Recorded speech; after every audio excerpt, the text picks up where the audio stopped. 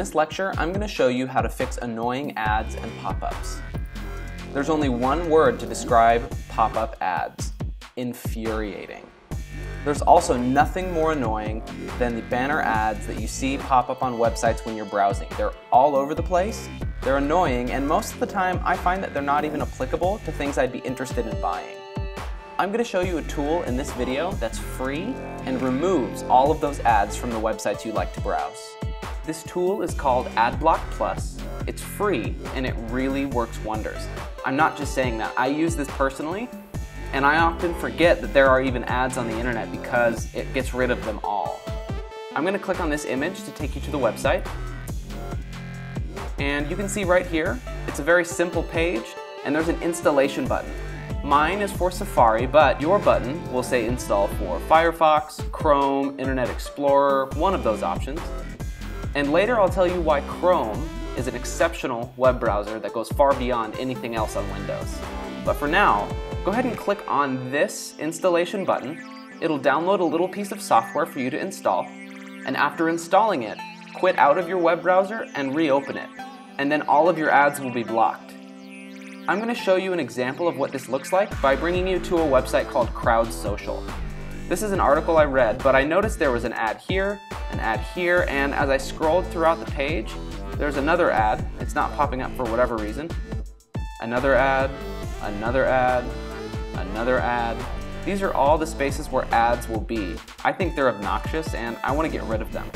All I have to do is go to AdBlock and unpause it. Now it's running by default, and I'll reload the page to show you how awesome this is. Now that it's reloaded, you can see that there are no ads on this entire page. I can scroll and I won't run into a single ad the entire time.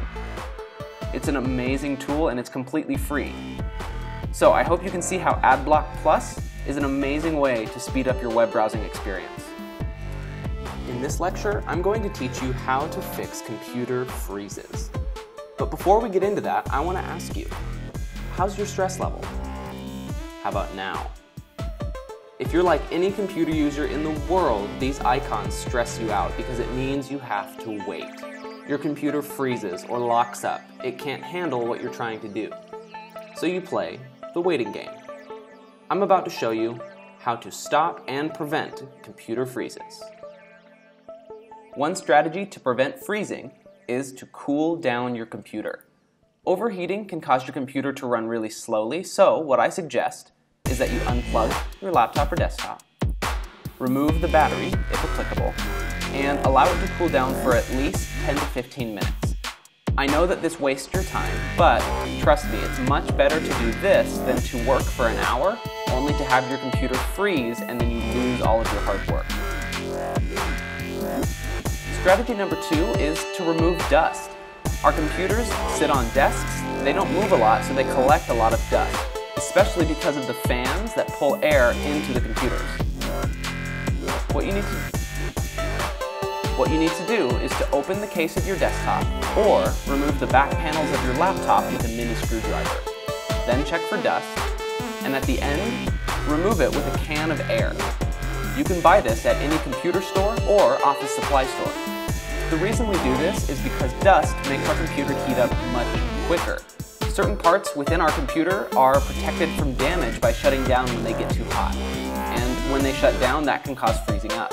So that's why we need to get rid of the dust. Strategy number 3 is to close unused apps. What I do is I look down at my bottom right corner, I click the little triangle, and I look to see if there are any open applications that I'm not using immediately. If I'm not using them right now, I quit them so that my RAM can focus on the tasks I'm working on right now. Doing these 3 steps helps to stop and prevent computer freezing and lockups. In this lecture, we're going to be talking about how to fix slow or non-working internet. We've all been here. We know how incredibly frustrating it can be waiting hours and hours for one download to take place. It's also incredibly frustrating when our internet just ceases to work altogether. I'm going to show you how to fix internet that is working really slowly and how to fix internet that just stops working altogether.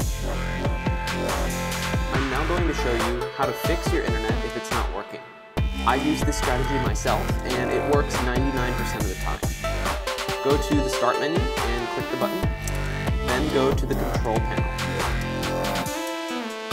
Once you're in the Control panel, go to Network and Internet Settings, then click on the Network and Sharing Center. After you're here, go to Change Adapter Settings. And you'll see all of the devices that connect to the network on your computer. I'm connecting to the internet using an Ethernet cable. It's plugged into the wall. So what I'm going to do is right-click on my local area connection and press Disable. And after a little bit, it will turn off, just like that, disabled. So now it's turned off, it's not working, but if we want to turn it back on, we just right-click and click Enable. Doing this one step alone will fix your internet more times than not. Another thing you can try is to right-click on the network again and click Diagnose. This will bring up Windows Network Diagnostics menu, and it'll search through and try to figure out what the problem might be with your connection. This tool also has helped me a lot. It might take a little while depending on how old your computer is. And since I'm not having a problem, it's telling me that it can't find the problem because there isn't one. However, if you see this, there are additional options that you can look at. To show you the last tip, I'm going to go ahead and close out of these. And not many people think about this, but you do have quite a few apps running in the background, almost at any given time. This is my antivirus software, which I installed in a previous lecture. And this is an application that I never used, but it's installed on my computer. This may be slowing me down. So what I'm going to do is I'm going to right-click, and I'm going to exit. And that will simply quit out of that application. I'm going to exit and quit out because I never used this app. I don't even know what it is or how it got on my computer. Now it's not running, it's not using up any of my internet speed, and by doing these simple steps, you will be able to get your internet back up and running again. In this lecture, we're going to be talking all about viruses and malware, which, as I'm sure you know, are computer programs that get installed on your computer and either steal your information or cause your computer to run poorly or slowly or provide lots of error messages that you don't need. They're annoying, they're horrible, and I'm going to show you how to get rid of them on your own without paying. How do we even get viruses or malware? How does that happen? One way is by downloading files from untrusted sites. If you download a file from a website that isn't reputable, sometimes people use that as a way to get viruses onto your computer. Why they do it? Either to steal your information or just to create chaos. I don't know. Another one is by opening malignant email attachments. If you get an email from someone you don't recognize and it has an attachment saying, please open, urgent, yeah, don't open it. That's another way people get viruses and malware into your computer. Another way we get viruses and malware is simply by not taking the proper precautions. If you choose not to install antivirus software, then you kind of take the risk of getting viruses and malware. I'll be showing you today several great options for free antivirus protection, as well as how to install them so you know how to get up and running right away. People ask me often about virus protection and what they should do, and the names that they use are a lot of the big players, the people who charge you tons and tons of money every year for a subscription to their antivirus program, but you don't need to do that. Never pay for virus protection. There are tons of free virus protection softwares that do, honestly, the same exact thing. You can pay a ton for virus protection because if you pay for a program, it makes it seem like you're getting a better deal or a better program, but you're not. They do the same thing. They find the same files, they're updated the same way. Don't worry about it. Just go free. Trust me. Instead of showing you how to install and use every single tool, I'm going to show you the company's websites because they have great support pages that also have videos that teach you how to install and use their software. So we're going to start by looking at Avast. Now, it's going to pop up as Mac security, but for you, it'll show as Windows. When you come to the page, the download button is right in the middle, which is really easy to find. And if you scroll down, it talks all about the different features and things that this app can do. And up at the top, we can even click on the hardware requirements to figure out if you can run it. Avast also has a great support page. If you click up here in the top right, you can drop down to support, and you can go to either their support center, where all of the frequently asked questions will be. You can even call in and get phone support or email them. I'll show you the support center really quick. You can ask a question which someone probably has already asked, or you can even submit a help ticket if you want personalized assistance. Another one is AVG Antivirus Free. Now, same thing, text in the middle and a little button here that says free download. I have personally used AVG Free and it was great. It prevented me from viruses. I set it to run every week and I never had an issue with viruses at all. If you need help, the support page is right here. They have plenty of information and instructional guides to help you get up and running.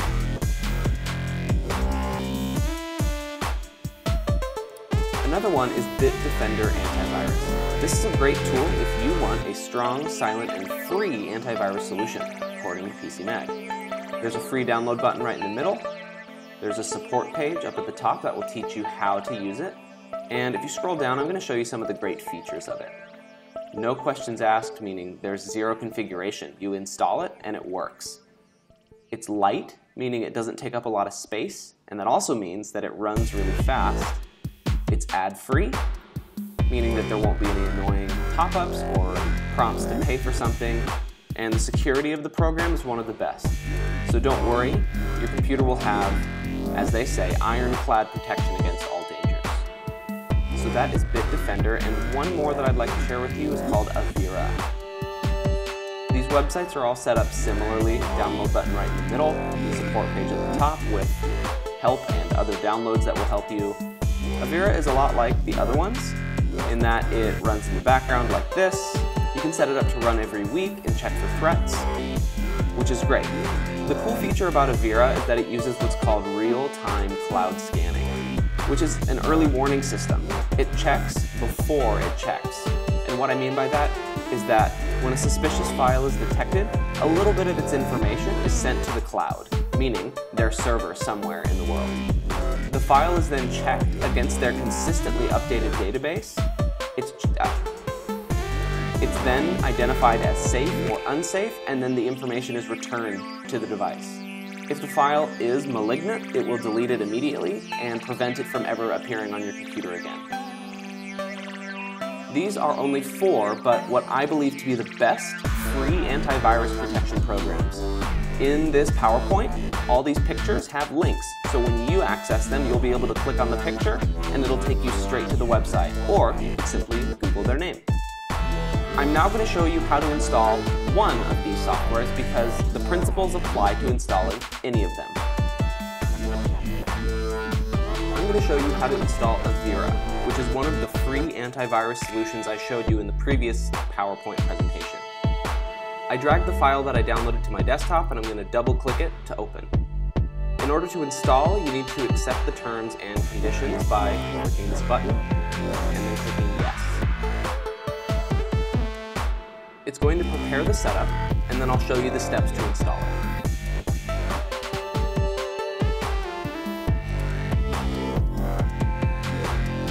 As you can see, the installation is very straightforward. It takes care of most of the steps for you. One thing to watch out for is sometimes these antivirus programs offer you free tools, which I can see here. Safe Search is one of them, System Speed Up, Mobile Security. It gives you an option to install these tools, and I'm sure they work, but they also will probably slow your computer down, so I would avoid them at all costs. Click No Thank You or Not Right Now to all of those. And now it takes you back to the basic antivirus install screen. As soon as this is done, our computer will be ready to take care of any viruses or malware that gets installed on our computer. In this lecture, we are going to learn how to fix problem number 1. This problem is experienced by everybody, and I'm going to show you a picture first to explain what I mean. This picture illustrates what our files begin to look like to our hard drive.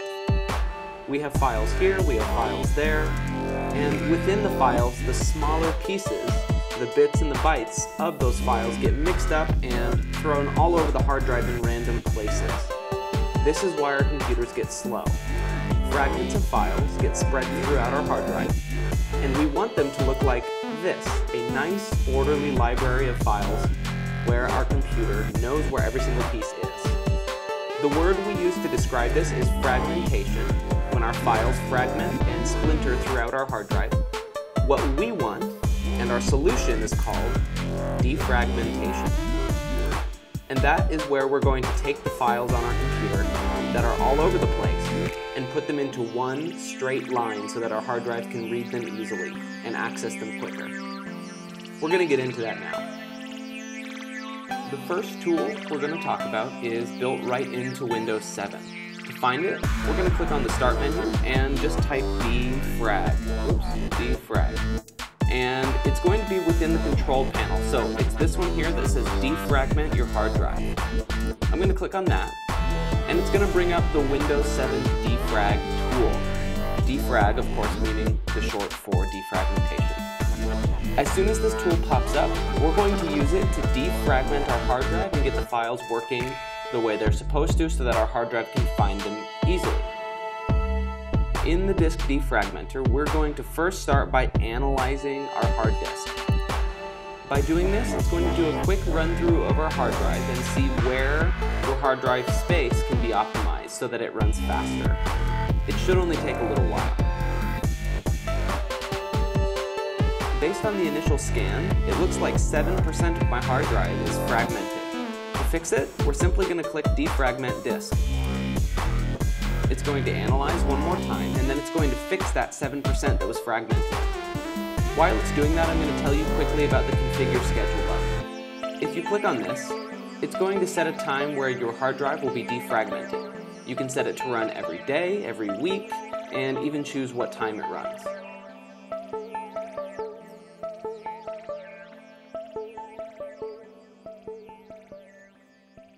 As you can see, at the end of the defragmentation process, my hard drive is left with 0% fragmented.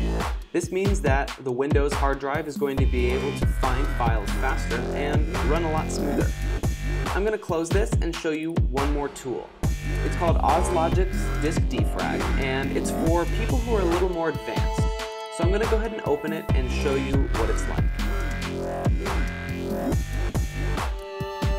Anything that is blue, you can see here, is defragmented. Anything that is green is allocated, and anything that is gray is unmovable files. So pretty much all you need to know about is the red. You don't want red. The more red you see, the more fragmented your hard drive is. I don't need to defragment because I just did, but this gives you access to a lot more information about your hard drive. It can tell you about your overall system's health. If you use certain settings like Smart, it'll tell you everything you need to know about the Smart setup. And within the defrag menu itself, you can even optimize a solid-state drive. So if you know that your computer has that, that might be a good tool for you to use. You can analyze to check your hard drive for fragmented pieces, which after a quick analyzation, I can see that there's a lot more than the Windows defrag picked up on. I'm going to go ahead and click Defrag and see if I can fix that. Within this app itself, you can also set a scheduled defragmentation so that it will open up automatically in the background and defragment your hard drive every week to keep it running smooth. This also takes much less time than the Windows tool does.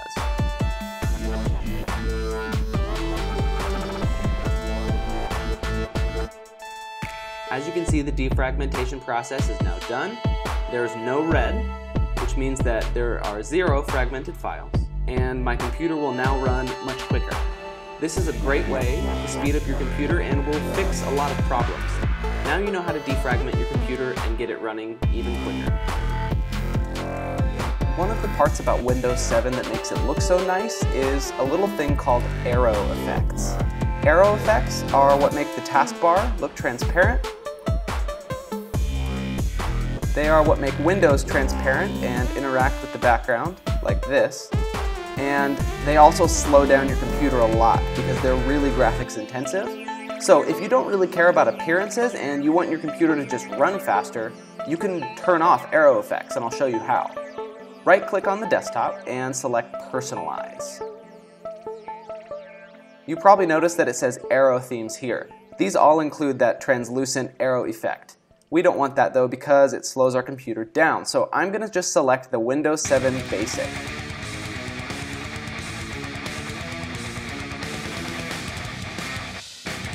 It takes a little while, but after a few minutes, you can see now that it's no longer translucent here or on the taskbar. But seriously, this has helped me to play games on my computer that I shouldn't have been able to play due to my system specifications, and it's helped me to multitask and do a lot more. So simply by turning off arrow themes, you can speed up your computer.